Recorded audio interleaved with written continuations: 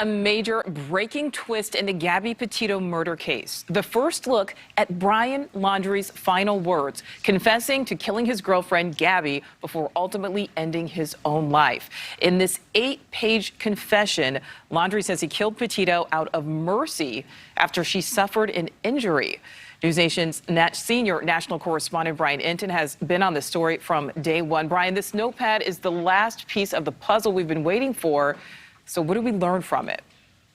Yeah, Nicole, this is the big piece of evidence that we have been waiting to see. And today we finally got our hands on it. It is 8 pages long, and it basically lays out Brian Laundrie admitting that he killed Gabby Petito. It's very, very strange. He basically says that this was a mercy killing, in his words. He claims that Gabby Petito was hurt when they were in Grand Teton National Park in Wyoming. I want to read you a section of this letter. Again, it's 8 pages long, but this is a part of it that really sort of sums up what he was apparently trying to say. He wrote, "She would not let me try to cross the creek, thought like me that this was fire would go out in her sleep and she'd freeze. I don't know the extent of Gabby's injuries, only that she was in extreme pain. I ended her life. I thought it was merciful, that it was what she wanted. But now I see all the mistakes I made. I panicked. I was in shock. But from the moment I decided, took her pain away, I knew I could not go on without her."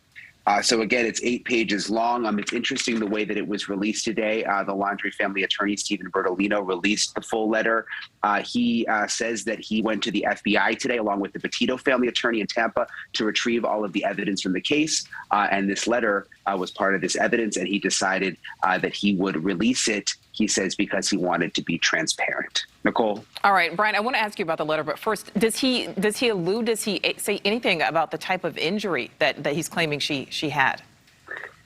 No, he doesn't say it. He says that he's not sure how she was injured either, that maybe she had tripped in a river. There's a creek near where her body was found. But again, a lot of it doesn't really seem to make much sense. Besides the fact, obviously, that he has now admitted in writing to killing her. All right, and of course, Brian, you know, you literally followed this case every step from Utah to Wyoming to Florida. Does Laundrie's version of this story, this 8 pages, does it add up to you? No. I mean, it really doesn't, especially since I've been to the place where all of this went down and where her body was found. It doesn't really make any sense. When I was there, I had full cell phone service.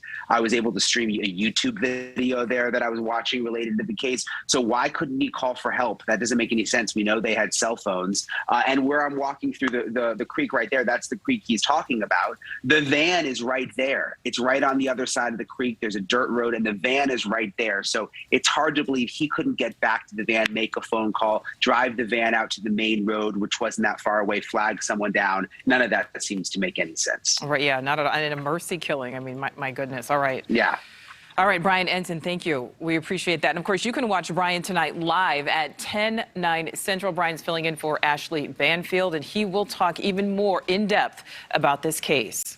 Thank you for watching. Go to newsnationnow.com to find News Nation on your television provider. And don't forget to click the red subscribe button below to get more of News Nation's fact-driven, unbiased coverage.